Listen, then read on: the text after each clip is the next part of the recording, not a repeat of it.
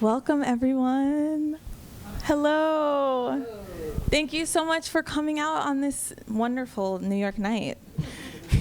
Welcome to the Center for Black Visual Culture. I'm Kira Joy Williams. I'm the program manager for the center. Thank you. Welcome to our first event of the spring semester. And also, happy Black History Month. Oh, yes. We're very excited to be celebrating Black stories with you tonight. I am up here for a very short time because I wanted to grab the honor of introducing Dr. Deb Willis, the director of the Center for Black Visual Culture and also the chair of the Department of Photography and Imaging at the Tisch School of the Arts. So Dr. Deb will welcome Joan and you all and our special guests, and then we'll get started.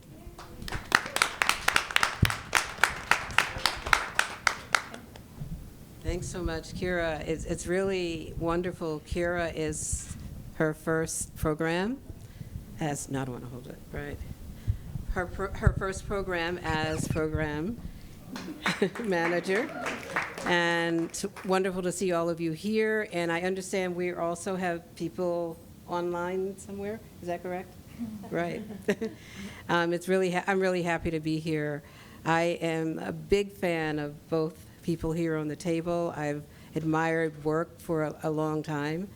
What we have experienced with the Center for Black Visual Culture is thinking always about storytelling and how do we retell stories through the visual experience, specifically through a narrative that is formed by a woman's story. And this is really exciting to have these two together. When Joan and I and Kira decided to organize this program, we began to think about how to think about graphic novels, but also how to pull together two people that could create a narrative that's really exciting, but also the experience of the mystery of the night and the mystery of the spirit. And so I want to say thank you both for being here. And welcome Joan Morgan, who is our director.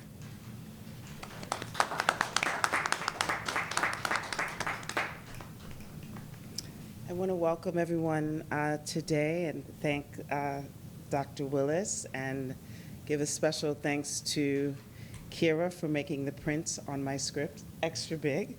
Because of course I'm fishing around for my glasses and I don't know where they are. It is a real honor to have you both here to be able to open the semester this way, particularly with this focus on narratives about women and a narrative that is, Kindred is, Octavia Butler is one of our treasures, and it took I'm sure John will tell you this, but it took a very, very long time to secure the rights for this story to be told visually. And Queenie, most of us remember her as a footnote in a film that's really all about the men. So I want to thank you both personally for this work. So I am Dr. Joan Morgan. Thank you, Dr. Deb. Hello to everyone. And welcome you to here at 20 Cooper Square, where we're being hosted by the Center for Cultural Analysis, and we are streaming out to you across the internet. Our special guests are Elizabeth Colomba and John Jennings, and we are ready to celebrate the launch of Elizabeth's first graphic novel, Queenie, Godmother of Harlem. This story is of Stephanie St. Clair, AKA Queenie, who became the only Black woman to head up the numbers game in Harlem in the 1930s. Now, some of you are too young to remember the numbers, but those of us of a certain age, the numbers is definitely a daily part of Black life. At some point during the day, someone wants to know what the number was before we started doing things like lotto. Elizabeth Colomba was born in France and raised in Épinay-sur-Seine? Yes. Okay. From parents of Martinician descent. She lives and works in New York City. Elizabeth received a degree in applied art from the STN School of Art in Paris and also studied at the École National Supérieur des Beaux-Arts. My French is not good, so I'm hoping I didn't butcher that. Colomba's paintings have been exhibited at the California African American Museum in Los Angeles, the Balthus Grand Chalet in Switzerland, the International Biennial of Contemporary Art, BIAC, in Martinique, Volta, New York, the Fondazione Biogiatti Borghetti Arte in Florence, and the inaugural triennial at Columbia University. The Moon is My Only Luxury was the artist's first solo exhibition and catalog in New York, which opened in the spring of 2016. Her work is included in the permanent collections of the Studio Museum of Harlem and Princeton University. You can learn more about Elizabeth on her website, www.elizabeth-colomba.com. John Jennings is my friend and a professor and author and graphic novelist, curator, and Harvard Fellow, and a New York Times Bestseller, a 2018 Eisner Winner, and 2021 winner of the Hugo Award for his work on The Parable of the Sower, graphic novel adaptation with creative partner Damian Duffy. As professor of media and cultural studies at the University of California, Riverside, UCR, Jennings examines the visual culture of race in various media forms, including film, illustrated fiction, and comics and graphic novels. He is also the director of the Abrams Comic Arts imprint Megascope, which publishes graphic novels focused on the experiences of people of color. His research interests include the visual culture of hip-hop, Afrofuturism and politics, and visual legacy, horror and the ethno-Gothic, and speculative design, and its applications to visual rhetoric. Jennings is the co-editor of the 2016 Eisner Award-winning collection, The Blacker the Ink, Constructions of Black Identity in Comics and Sequential Art at Rutgers, and the co-founder and organizer of the Schomburg's Center for Black Comic Book Festival in Harlem. He is the co-founder and organizer of the MLK NorCal's Black Comics Arts Festival in San Francisco, and also CamCon? Okay, at the California African American Museum. You can learn more about John at johnjenningsstudio.com. At the end of our presentations, there will be time for an audience Q&A. For anyone who's joining via the live stream, please put your questions in the chat and we will pull them as they're entered. So this is really important for those of you who are not sitting in the room. If you put your questions in the chat, there's a good chance that we're not going to see them because we're not looking at the chat like that. So make sure and put your questions in at the Q&A section, and you can put them in at any time during the talk. You may purchase Queenie, Godmother of Harlem, and get it signed after the discussion. We have John's graphic novels adaptations of Parable of the Sower and Kindred available for purchase here as well. I think John will be willing to sign a few if you'd like him to. And these are all courtesy of Abrams Books and the NYU Bookstore. And while I am up here, I want to thank the NYU Bookstore for their cooperation and help and working so beautifully and expediently with us on our events. So thank you. And this event is co-sponsored by the 370J Project and the Department of Photography and Imaging at NYU's Tisch School of the Arts.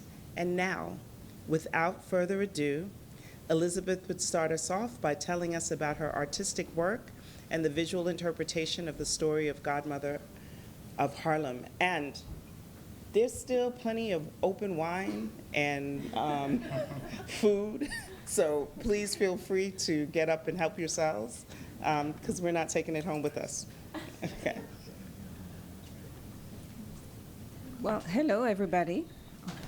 Hold on.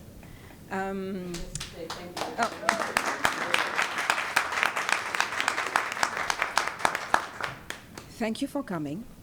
Thank you for people are tuning in through the internet. Oh, this like this. Can you hear me now? Oh, that sounded like a commercial. Okay. So, I want to first set up my practice, the idea of it. So, as a painter, so my main work is being a painter, I separate my work in 4 parts: mythology, allegory, and history and feminine sacred. And I'm going to focus now on the historical part so that you can understand why I was interested in talking about Stephanie Sinclair and why also I chose this new medium to explore her life. Oh my God. Okay. So so again, my historical part, I'm talking about women of color or people of color that I feel have been overlooked by history. And B.D. Mason is one of them. B.D. Mason has an extraordinary story. I'm going to try to make it quick because it turns out I have 10 minutes to say the whole thing. So, so she's a woman, she was born enslaved in 1818 or 1815 in Georgia. She was incredible. She happened to be specialist of medicinal herbs. She was a midwife. And she was also, she's supposed to have 3 kids with her owner. So her owner was from Mormon faith, and he decided to push towards Utah. So he decided, and she followed, to cross from Georgia to Utah. She had to walk behind the carriage with her 3 kids and still taking care of the whole household. When they arrived in Utah, he decided to push towards California. She knew a lot of people there, and she understood that California was a free state. And when she arrived in California, if you arrive there and you stay 2 years, you are automatically free. So 2 years passed. I'm passing on the details, obviously, but 2 years passed, and then she said, later, to the owner. And he was not very agreeing with that. He said, well, let's push to Texas, and when I go to Texas, we all go to Texas, and I will free you there with your kids. And she's like, no, thank you. So what happened, she sued him. He didn't show up to the trial, and she became free automatically. After that, she established herself in LA and established a business with the help of a doctor there and she started to make medicinal herbs and sell everything and establish a practice with him. And was a midwife. So within a few years, she saved enough money to acquire a plot of land in LA. And throughout the years, she basically owned the equivalent of downtown LA today. She resold everything and became a millionaire. And with that, she decided to help a community, open a church, open childcare, and helping everybody regardless of your faith and color. So extraordinary woman. So I felt like this person needs to be known. Then I'm going to talk about lore. So you might be familiar with the Olympia of Edouard Manet. So Edouard Manet had a favorite. One of his favorite model was Laure.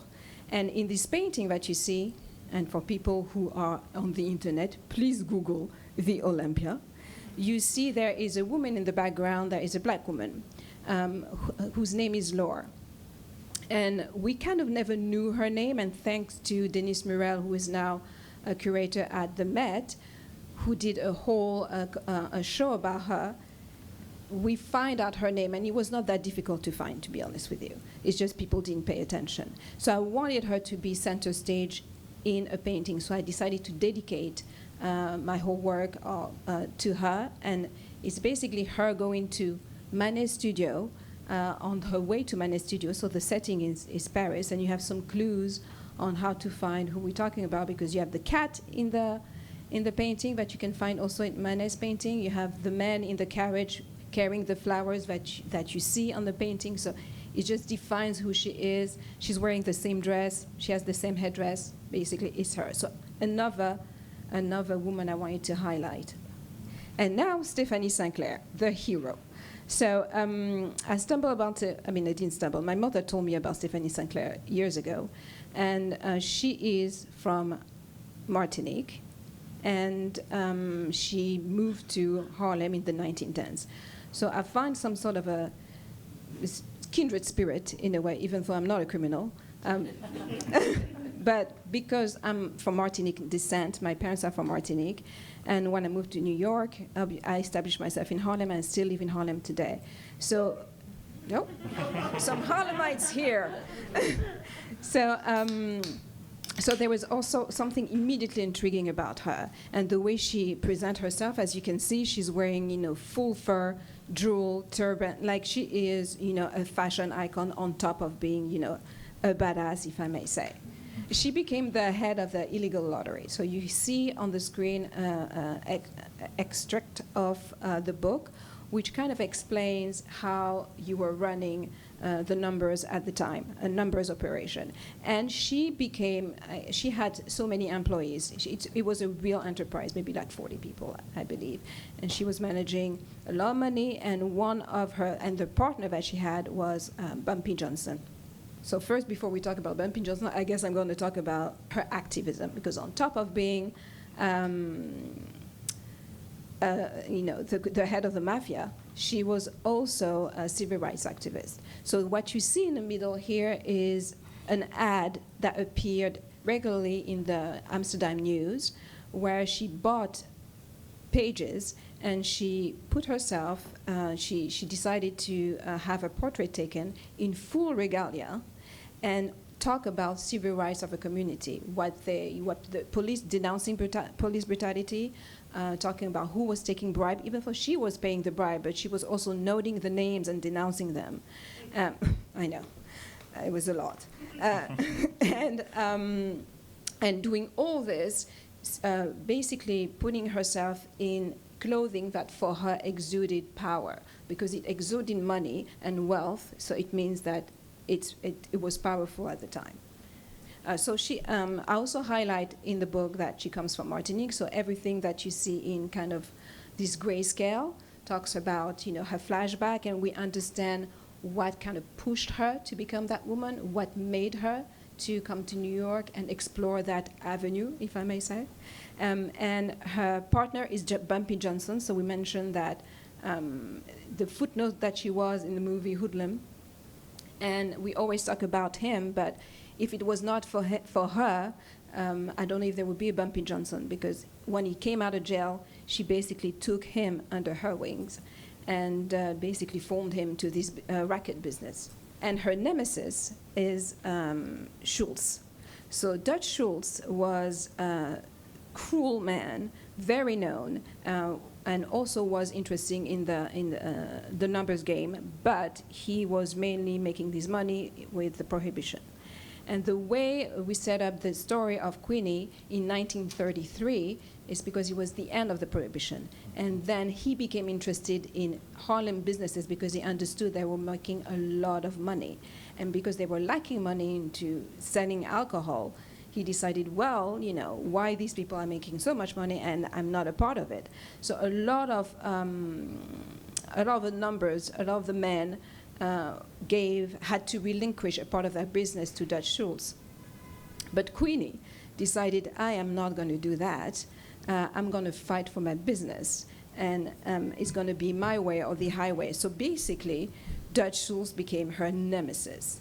And I will add that when he died, in circumstances that you can find in the book or on Google, she sent him a telegram, and then which basically said, you reap what you sow. She was ruthless. And so I just wanted also to give you an idea of what it is to make money with the illegal lottery. She was making roughly $100,000 a year, which at the time, I know, it sounds like a lot, but imagine the president was making $75,000 a year. Oh, okay, thank you. No, yeah, you're good. Yeah, thank you for letting me know. Of course, her business became very lucrative, but also interested people who decided that a woman, and certainly a black woman, could not make that money and shouldn't make that money. And that's why they tried to steal the money from her. So, to conclude, Queenie, the Godmother of Harlem, is available to you. If you want to know more, let me know, and through the Q&A, and hopefully it will be very intriguing. Thank you. First of all, I want to thank Dr. Deb Willis and Dr. Joan Morgan for bringing me out here, the two of my sheroes, and I'm very, very grateful. I love y'all so much. And I also want to thank our Abrams family in the back, too, for coming to support. So I entitled this really quick talk, Historical-Futurist, the Graphic Legacies of Octavia E. Butler. Historical-Futurist is a term that actually comes from Octavia Butler's own papers. There's a paper by Shelley Strebe, Dr. Shelley Strebe, that finds out that in Octavia Butler's notebooks that she actually called herself this, right? The idea, and this is something that comes a lot from Afrofuturism, to the idea of Sankofa, reaching back to get it and pull forward this idea. And even though she didn't call herself an Afrofuturist per se, she was still, like, I think, espousing some of the ideas. And I think actually even has some interest in becoming getting her doctorate in history. Whenever I talk about working on her work, it can't be overstated how important Octavia Butler's work is to not only to science fiction and fantasy, but to like black culture. As far as like graphic legacies go, I mean, she was a pioneer in a lot of different ways, and almost every way. Without her, we don't get writers like Nnedi Okorafor or Nisi Shaw or Nalo Hopkinson, Tomi Adeyemi, and the list goes on and on. As far as like just representation itself, I mean, she's an icon.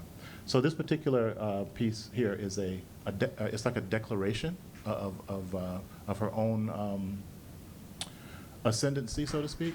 And one of my favorite parts of it is that she kind of speaks herself into existence. She says, I'm going to do this, I'm going to be on the New York Times Bestsellers list, and so be it, see to it, is what she says, right?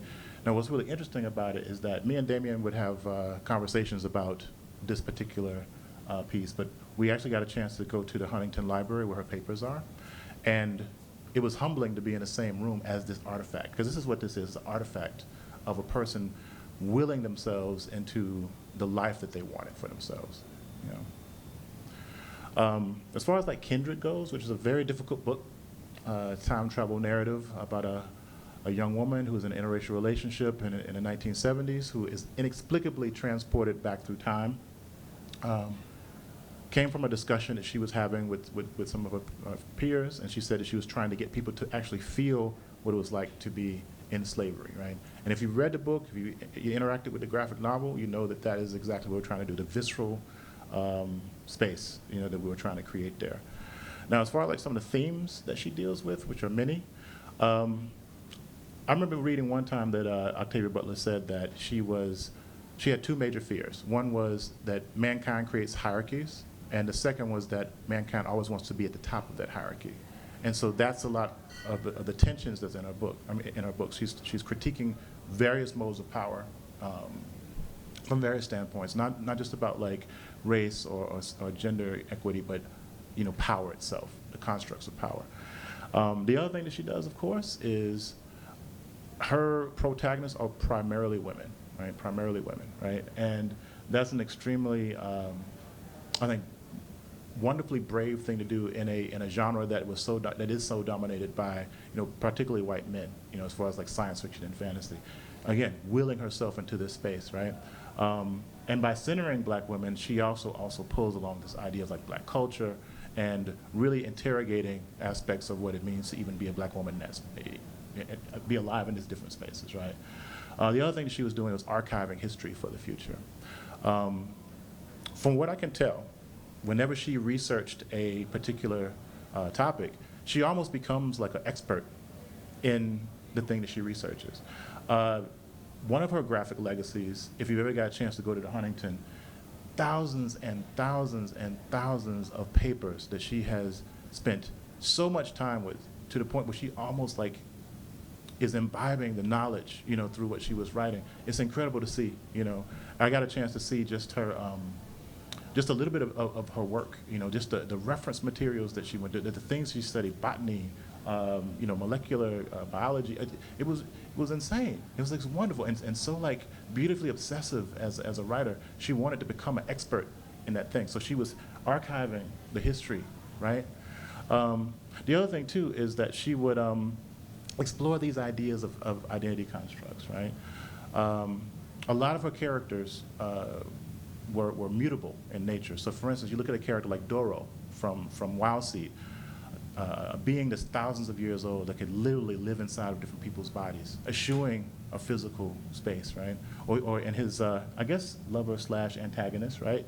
Anyanwu, right? Was a shapeshifter, could control every aspect of her molecular body, right? Can look like anyone, anything. For a long time, she lives as a dolphin in the sea, right? Really, really wonderful ideas of like how do you actually like break outside of these constructs. The other thing too is that I don't know if she called it this, but when I look at her work, I think about design fiction. So a design fiction is like it's a technology. It's using a story as a technology where you're actually examining different types of areas of interest through the critical making, right? So for instance, the idea of the diegetic prototype is something that's part of the design fiction. And what I mean by that is like an object that has been created to have a conversation, right? If you look at, say, Kindred, in that particular book, the diegetic prototype is the family Bible that actually has all of the lineages that Dana, actually, in this particular character, in this particular book, is actually interacting with. This is the thing that actually like sets everything in motion, this family Bible. In Parable of the Talents, it's the dream mask. The dream mask is a prototype that she uses to explore these past histories, to explore these stories through again, imbibing them through the body. And the last thing is the idea of the epistolary and the history of the future. So the epistolary, of course, is a form of writing that actually uses letters from various standpoints. A classic example is Dracula, which is a series of letters that are written to each other, the characters in the book. What it does, it gives you a sense of reality. It grounds you in a particular type of reality. If you look at, say, Parable of the Sower, the epistolary is, of course, the book of life, the writings of Olamina as she's traveling and actually building this religion of Earthseed. She's actually writing herself into existence, but also creating this religion right in front of us as well. And you have these ideas of like shadow books inside of it too. Another classic example, of course, is Kiese Lehman's Long Division, where Long Division is actually a book that doesn't exist, that's actually inside of the meta-narrative, right?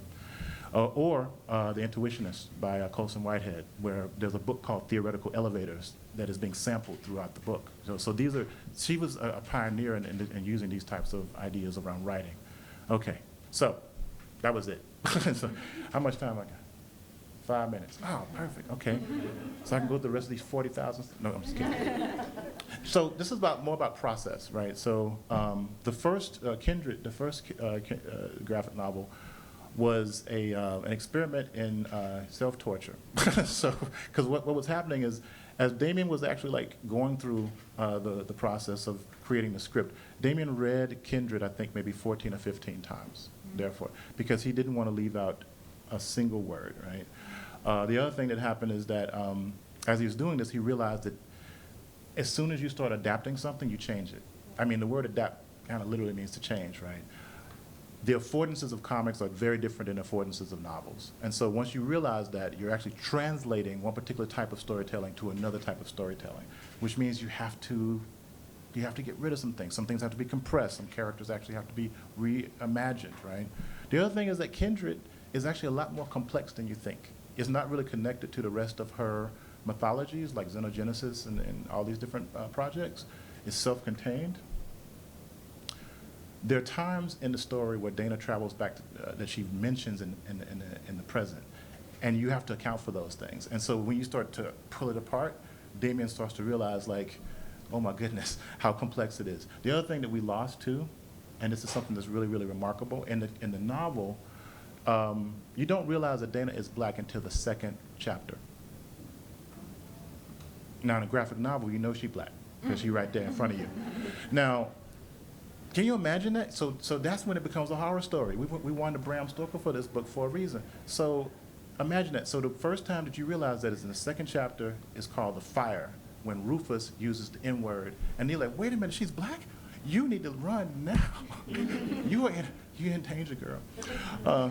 So anyway, so that was amazing, right? The other thing is like going through all these iterations of like, how do you actually make this book? So here's some character sketches, and these are just going to be like process-oriented things. And I don't want to take up time because I want to, talk to my wonderful colleague Elizabeth, but also field questions from you. So these are just process images. Now, Kindred was actually done with Sharpie. It was actually, I wanted to use a medium that was unwieldy on like typing paper, so it would bleed through. It was doing this really crazy things, and this is like one day of work. It was like 33 pages of inks, and I would get up in the morning and I would work from say like 11 o'clock in the morning to like 3 o'clock the next day, you know, that kind of thing. The smell of Sharpies wafting through my studio. My wife, all three of them, were coming to the studio because I was obviously hallucinating from like Sharpie. I was like, one of y'all are talking to me, you know. And so the other thing that happened is that scanning. We were on such a tight deadline that scanning was out of the question. It actually slowed down the process. So how many people are familiar with a stat camera? You know what a stat camera is? Deb knows, because Deb is awesome. All right. So basically what I did is I actually turned myself into a stat camera. I actually stand over the artwork and take a picture of it with my iPhone and send it to myself and then clean it up in Photoshop and reassemble it.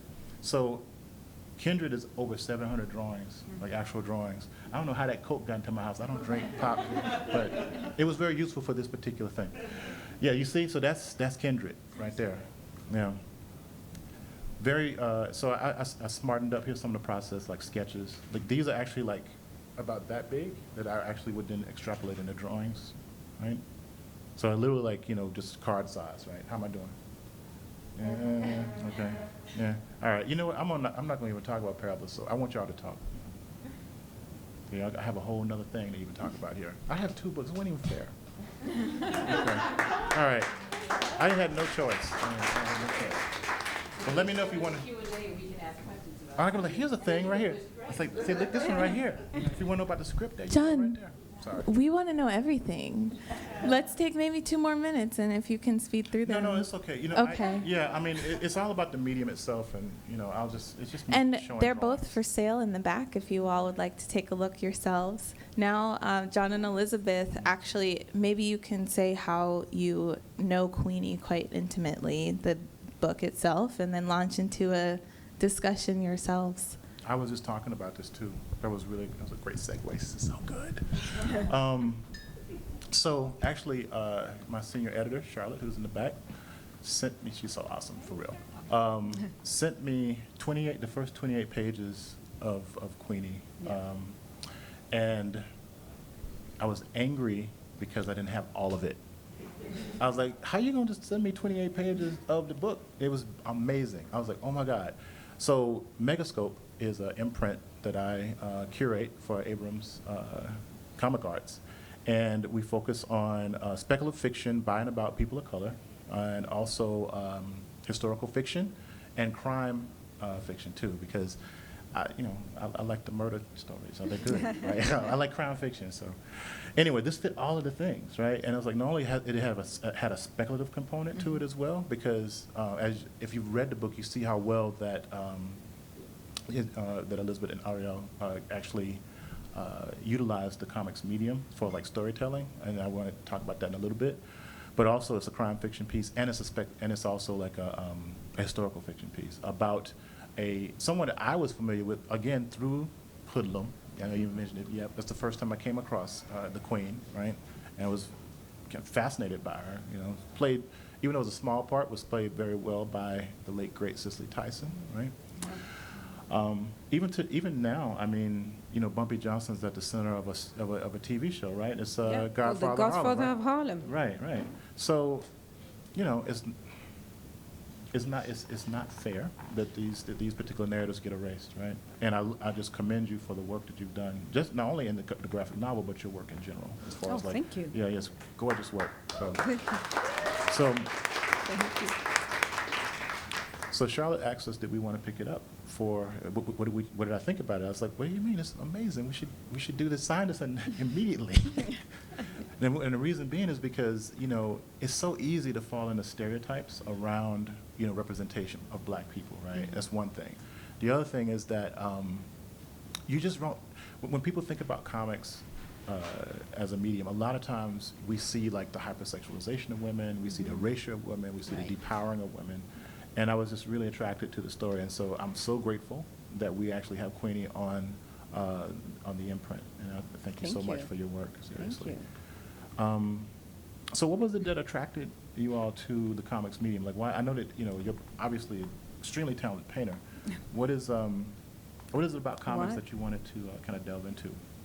Well, I wanted to, so obviously I was fascinated by the story of Stephen Clair, and my first instinct was to do what I do, which is do a painting of an oil painting that could, you know, give.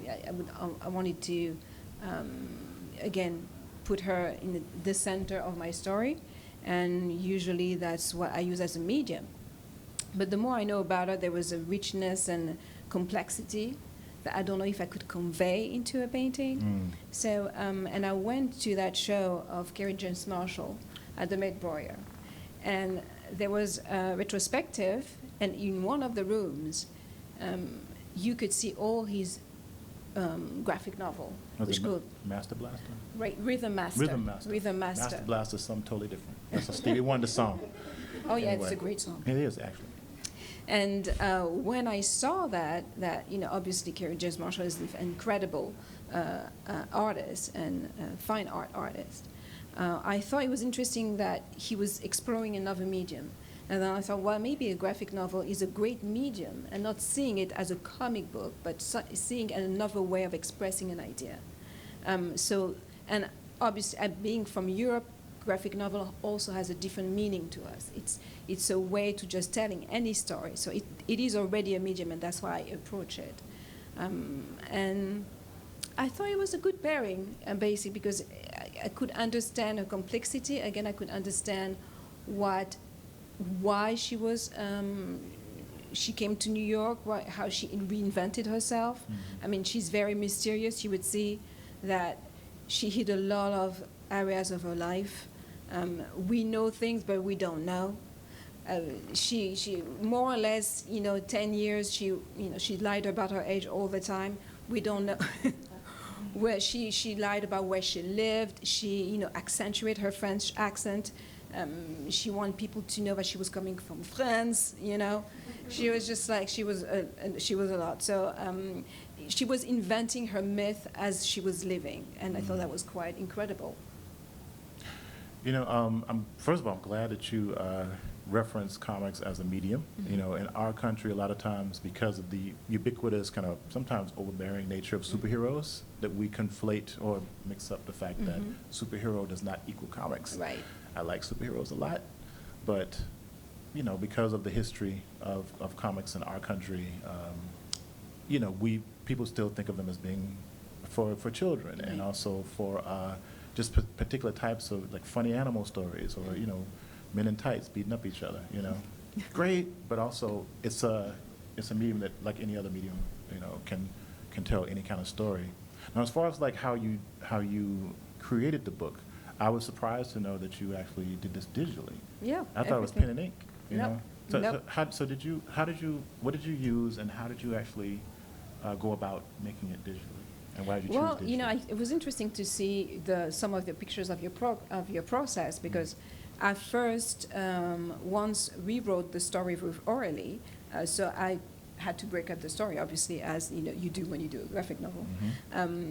And I did exactly that. I have like 3 notebooks where you break it up and you do really quick sketches. Right. And then I basically took those sketches, put them on my computer, and that's when I do cleaner sketches. And then I ink. But I use a software that I mentioned earlier called Clip Studio. And I'm kind of used to work digitally because I used to be a storyboard artist. Oh, see, now it comes, okay. I I didn't know. know that about you, okay. You see, Yeah.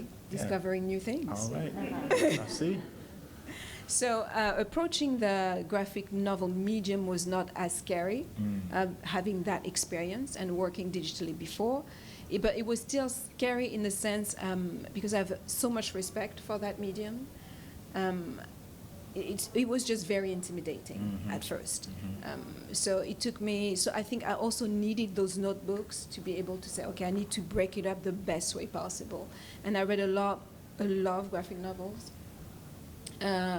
Because I wanted to do in black and white, I also wanted to read works that was done in black and white.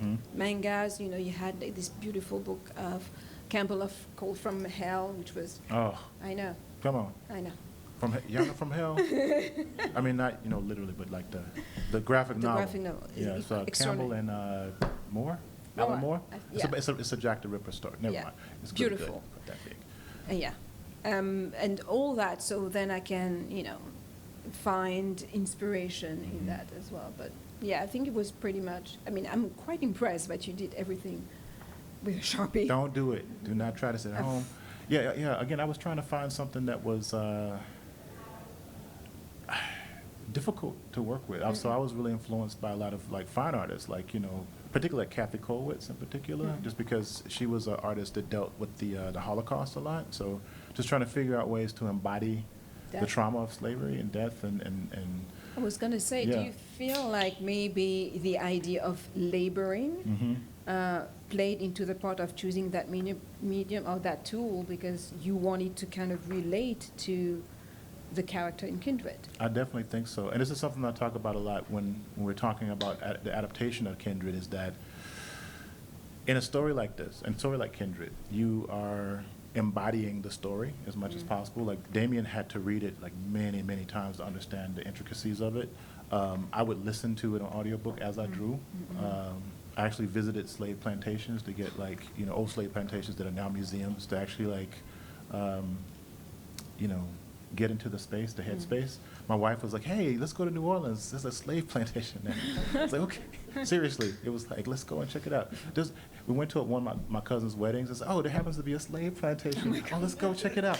Yeah.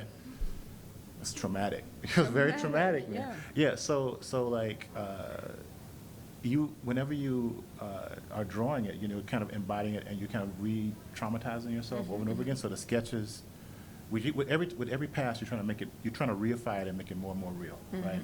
And so, going from sketches to drawings to colors, you're trying to make it more like the thing, right? And found myself, it was very traumatizing, that particular story.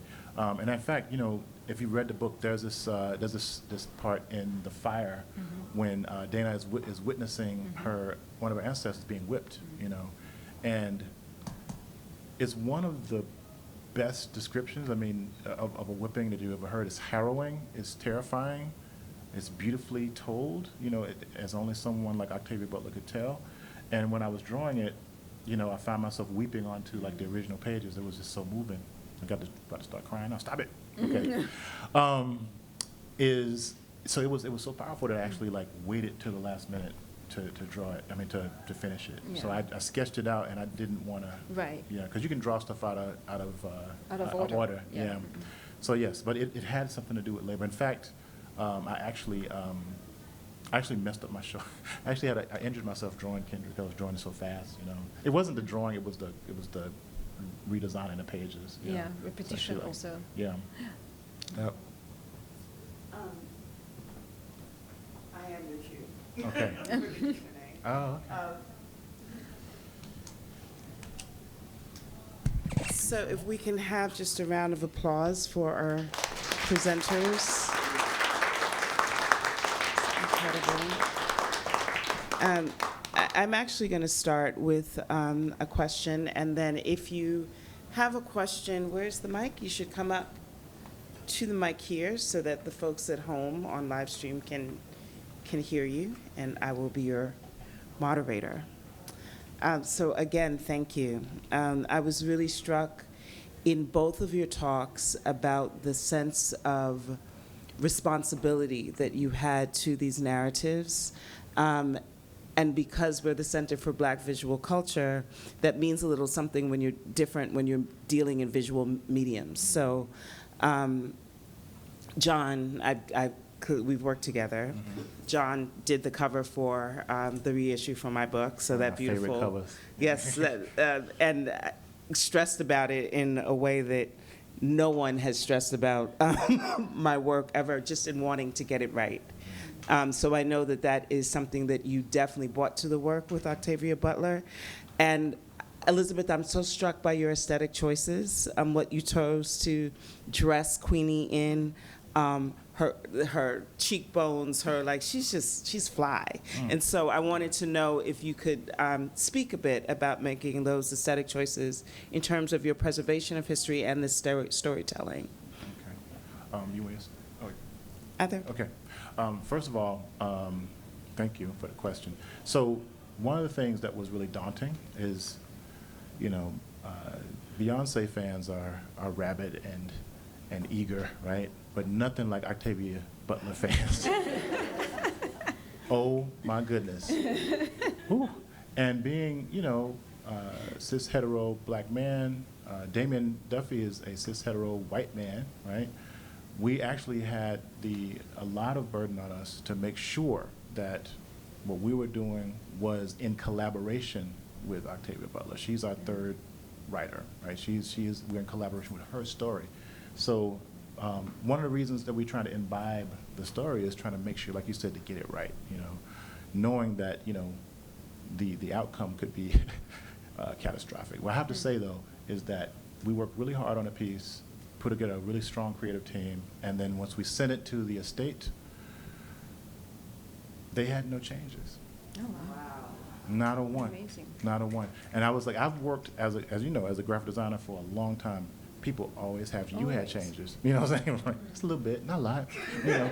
She's like, oh, I didn't mean it. But it's the truth, right? You want to make sure. But for someone to say, like, this is kindred, oh man, it was a weight off our shoulders. So yes, the idea of working with Octavia Estelle Butler's work is a great honor, but it also is a great responsibility because of what she means to our community. So. The choices of Stephanie, so there's very few photographs of her. So I decided to pick one of my friends. Her name is Jani Kuji, and she was the model for Stephanie. And she's from Martinique, and she also lives in Harlem. And I thought she was almost the embodiment of Stephanie Sinclair today. I felt like she had the same type of, character, ambition. I think she was like almost the essence of Stephanie Sinclair. And when I asked her to pose for me, she said, yes, I will, of course, absolutely. And you mentioned fashion of Stephanie. It was very important for me to dress her not only as a woman of her time, but a woman of time who has the means to dress in a particular way. So I refer to a lot of couture in the book. I also refer to Chanel. I mean, you can see here, this is how Chanel would dress at the time, I know, right? And I wanted people to see that she had the money to buy that or to make it happen. And because for her, it was exuding power, exuding wealth, and to make her community understand that she's there for them and she have the power to help them. So, yeah. So I have two questions that kind of relate to the idea of research. It's really exciting to see, of course, Cotton Club, car. So I think about Vanderzee's, right, Yes, yes. that image. Definitely. Yes. And the woman is standing outside the car. Yes. So I always felt that she was in control of that image. So I was curious, did you use any Vanderzee images 100%. to work with this narrative? So my other question in relating to, I find it fascinating how you created a narrative through images, and you created a visual narrative through text, and how you both imagine this story. My question is, how did you present to the publisher to believe in the fact that these two stories were significant to be a part of the publishing world and their readers will be excited about accepting it? Well, so the graphic novel was first published in France. And before I did 5 pages and presenting them to the publisher. And the 5 pages were that's a scene where she goes down south and the bus is being stopped and it's being stopped by the Ku Klux Klan. KKK, yeah, the KKK. And it's a bit of a traumatizing scene. It was not, super fun to draw, but it's incredibly powerful. And when he first saw that, and he understood who she was, also that she was this woman who overcame the type of experiences and still managed to land where she was, he was already fascinated. So on that spec of 5 pages, he decided, we need to publish this. It's an important story to tell. And then here, as John mentioned, it was really thanks to him that Queenie was published later. Absolutely. Well, it was definitely an honor to have it. So thank you so much for the work on it. It's beautiful, beautiful book. Thank you. Very powerful. For us, actually, it was kind of accidental. So Damian and I had actually lost the opportunity to publish it before. Beacon Press was actually trying to publish Kindred as a graphic novel, and we tried to get it, and we couldn't. It went to someone else, And so it was like, okay, well, we tried to win the publication, and it wasn't ours at the time, but it kind of circled back to us. It's odd. So Damian and I were speaking about another book we had done together, Black Comics. It was a curatorial piece on comics and sequential art, and we're speaking at San Diego Comic-Con. And so Damian was like in the air. He was on his way to San Diego. I was already there, and I was trying to show some work that I was, some other projects we were doing. And at the time, the great Sheila Keenan was actually senior editor at Abrams, and I showed her some of my work. She liked it, and she said, "Hey, are you familiar with Octavia Butler?" And I'm like, "Why, yes, I am. Yes, I am, very much so." And she's like, she's trying to do a book, and I was like, "Well, which book are you doing?" And she was like, "Kindred." And I was like, "Kindred? Wait," and then I remembered that the other book never happened for some reason, right? And so so she thought that I would be good for the book, and told Damian it was an opportunity for us to maybe do this book together. And we kept seeing her over that weekend too. It was almost like this kind of omen, And then 5 months later, we were signing contracts to do the book, So it was not like we had an opportunity to do it, and we took advantage of it, and it worked out, And so we didn't pitch the idea, It came to us, because it wasn't ours the first time, but it was ours the second time. So. We're just laughing because a little whispering between Deb and I had no idea about the story between you two and this book. Oh, really? But not at all. I just was like, they should talk. We should talk about They yeah. should talk Yeah, really? idea at all. No. I was like, Deb, did you know? She's like, No. Yeah, it's like, it's my, that's my, that's my imprint. Yeah. We were just talking before about how the universe always just worked things out. Yeah. It kind of worked out, right? Yeah, it really did. We're so happy to have you here. Are there any other questions? We have time for a couple. Come on up if you are able, or I can come to you. We have time for a couple more questions and one online. So, how you doing? I miss you so much. This is my former students. I am a former student of his. Hello. How you doing? Yeah. Where do I even start? One, thank you both for being here in this space and blessing us with your presence, especially the day before the end of Black History Month. So there's that. And I think one question that's been eating me away as a writer and a storyteller, poet, artist, and everything, how did you find that discipline and that balance between the speculative and the information? Because I think of the essay Venus in Two Acts by Saidiya Hartman, and her trying to find that balance using the archive and her own speculative practice. So was that working for you in the graphic novel sense? Did you feel like you guys were lost in it in your own brain, or lost in the history, lost in the research? I just really want to know what's that like for both of you. So You can go first. yeah. I know. Complex. It's my student. I feel like you do get lost, because there's so many anecdotes you want to put in the story, and you don't get to because you have to serve the character, but also you want to make an interesting story. You want it to be a page turner, so some things you have to sacrifice. For example, we found out that Ella Fitzgerald was a runner for somebody at somebody in Harlem when she came to Harlem before she was discovered the Apollo, and we're like, oh my God, this is great, we need to put it, but there was no way to put that information. So we find incredible nuggets that are not serving the story we want to tell. It's just for our own pleasure, and sometimes you just have to chop it. Yeah. But you get lost in the research because you relinquish in the research. You find so many things that are interesting, and you want to share it with everybody. But sometimes you just have to do what's best for the project. Mm-hmm. That's well said. I was thinking about you mentioned Saidiya Hartman's work. Of course, one of my favorite constructs that she deals with is the idea of critical fabulation. That the idea that connecting the dots, sometimes you have to create a story or like a narrative to kind of connect things. It's there, but because of the nature of what it means to be black in this space, it's been disrupted or erased even, And so you actually have to utilize storytelling to connect the dots. Man, Saidiya is a brilliant, brilliant woman. Oh my goodness. I mean, I didn't know that I was doing that. So that's what I'm doing, critical fabulation.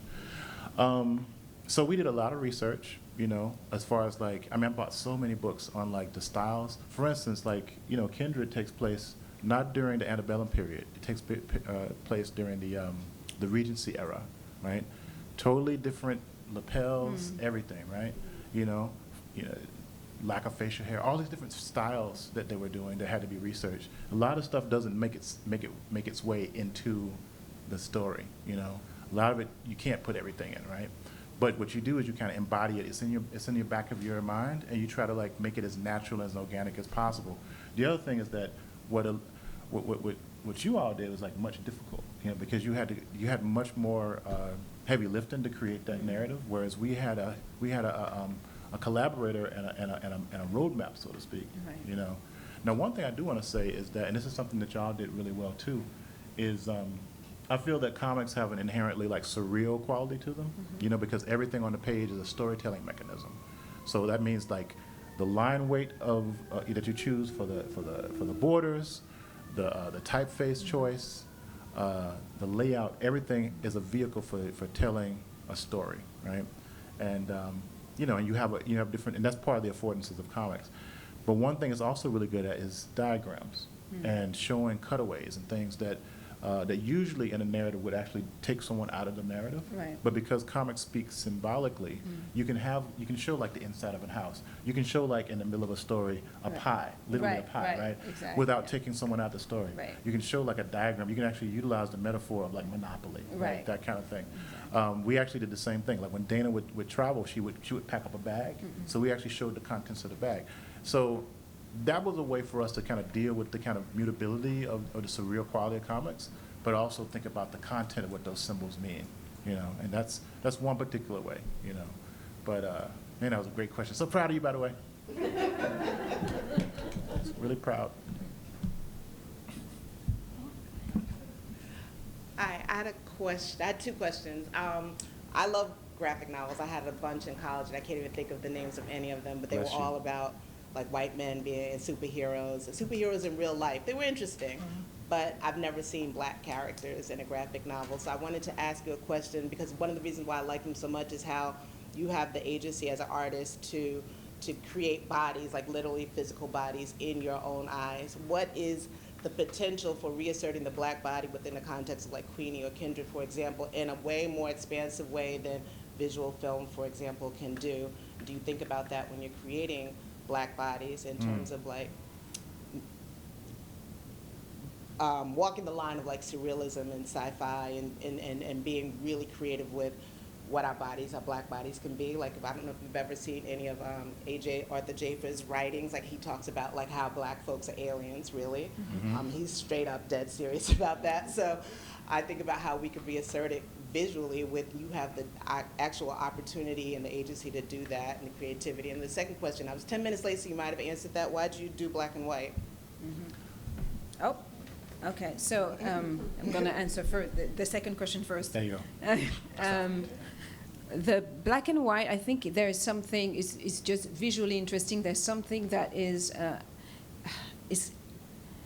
there's no forgiveness in the black and white. Get out of my head.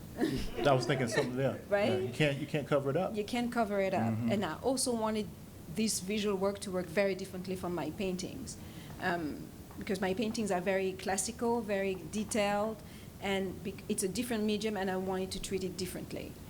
So that's why I chose the black and white. Mm. And also, I think I like the symbolism of black and white, literally, of like seeing black folks in black and white. I thought it was interesting politically. Mm. I do not remember your first question. It's about embodiment. Oh, It was about the affordances of comics over like other mediums. And the black body representation. My whole practice is around the black body and how it is shown and must be shown differently. A lot of it also centers around the women, the black body of black women. And because of the era I'm interested in, which is more classical, I would say, representational work from, let's say, 17th century to end of 19th century. When you see black women, they're either eroticized or sexualized, and all that is not in my practice. So just the way to approach the body is different. So when I represent it as a person. It doesn't have to be sexualized or pleased to somebody else's gaze. It's just for the black woman. Have you been to the Schaumburg Black Comic Book Festival? The Black Comic Book Festival? Yeah. Okay, so you have seen some black comic books. Okay, I was like, Recently, but to me, that was just 3 years ago. Like, I've been out of college for more than 20 years. okay. I was gonna say, so there's an entire, just so if y'all don't know, there's an entire like practice of independent black Afrocentric comic books that are independent. We're talking about outside of Black Panther, that are outside of the Falcon, Black Lightning, that are about the entire diaspora. Now, one of the things that we're trying to do at Megascope is to open up those doors. The term Megascope came from a W.E.B. Du Bois science fiction story called The Princess Steel. And in it, he created this device that could see through time and space and other dimensions. This was written in 1909, 20 years before science fiction as a term was coined. So we've always been speculating about other places, other ways of being, And the comics, oh man, they're such a powerful medium, right? Because you're merging these symbolic ideas around like text and image in a very, very powerful, very deliberate way. And as you stated too, it is an unforgiving medium, It is. You have to sit down there and you have to imagine that space, and then it's very laborious, tedious even, right? But at the end of the day, you come up with this amazing, moving piece that I think is something that's very enticing to me. I've been in love with comics since I felt like all my life, And I think that there's something to be said about like empowerment through that space. It's something that's extreme, like you said, surreal. Also too, by the way, Arthur Jafa, his brother, one of his younger brothers is named Tim Fielder, who is a graphic novelist. He has a wonderful book out called Infinitum. Yeah.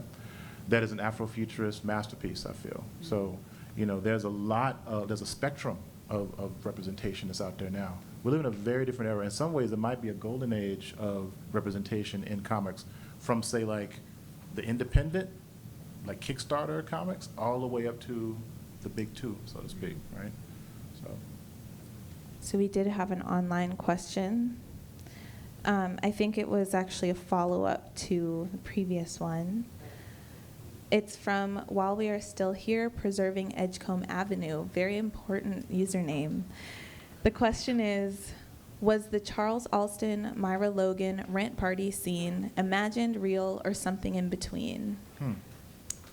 It was imagined, but rent parties were something of the time. And I actually went to a rent party when I first moved to Harlem, which right? And it was incredible because I was not living in Harlem. I was looking for an apartment, and I was like, I don't know if I want to live in Harlem because I had all these 70s movies in my head, being French. And I thought, oh my God, it's going to be so dangerous. And then I went to, a friend took me to a rent party in Harlem, and it was incredible It was on 150th, actually, on Edgecombe Avenue, believe it or not. And it was just beautiful to be in the room. It was an apartment, and you had a band there, and everybody can go there and sing or play. And you had cakes passing around, orange juice. You were giving a little bit of money. It was an incredible experience. And from that moment on, I said, well, I guess I'm going to live in Harlem. It was really something. So no, it didn't happen, but I think it could have happened, because Charles Huston obviously was a painter, was somebody who was struggling. Well, now we know about him, but at the time it was, I'm sure, very difficult. So I thought it was a good way to introduce what was the rent party. Just quickly to Elizabeth, I want to thank you for your attention to positioning her as a global Black citizen, as a Jamaican woman, a Caribbean American woman. I'm very grateful to see that history balanced, and that I love the idea of the kind of grayscale. Right. You know, we really do not have enough of that. Often what happens, people forget how diasporic and simultaneously cosmopolitan that Harlem's history is. Yes. And so it's really satisfying to see her positioned that way. And yeah, I lived at 555 Edgecombe and absolutely had rent parties. So.